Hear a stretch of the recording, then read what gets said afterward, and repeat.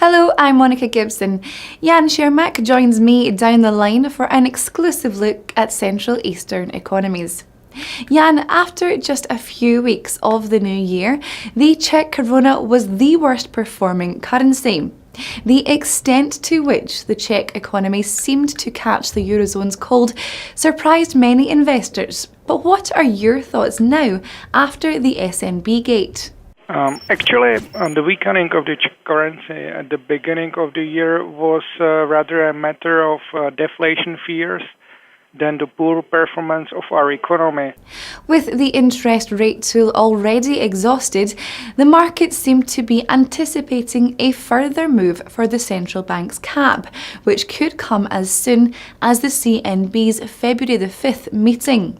But has the ECB's boost been enough to allay some of these concerns? I think the Czech National Bank will stay on hold, both in terms of interest rates, definitely, and in terms of the floor. While I think that looking further, actually, the ECB action is more important because it's a huge easing for the Eurozone, and it could be transferred partly to the Czech economy. So actually, the Czech Central Bank could be at least partly satisfied with that and hope that we will be able to import some inflation from the Eurozone.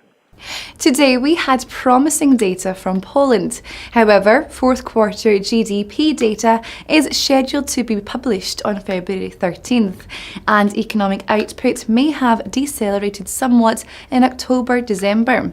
Could this be the nudge for the central bank to ease monetary policy further? Actually, I think in our view, today's figures do not change the outlook for official rates in Poland. However, the action from the Polish Central Bank is rather a matter of timing, while the recent comments suggest that the Monetary Council might wait with a rate cut for some time and wait for a new projection which will be released in March.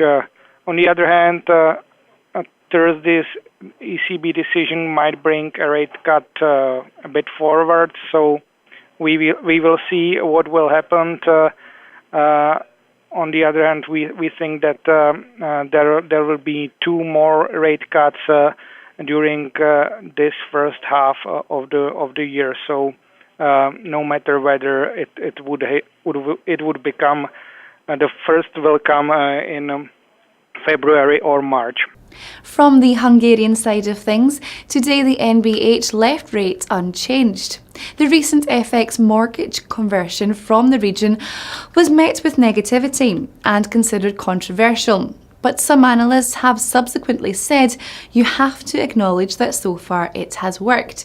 Do you agree, or is this perhaps just a band-aid approach for the Hungarian economy? So looking at the expensive Swiss franc now and taking into account that a lot of Hungarian households had mortgages in this currency, so the forced conversion into forints seems to be a smart idea because it has limited vulnerability of this economy. On the other hand, it could have some negative long-term implications for the banking sector and for the growth potential.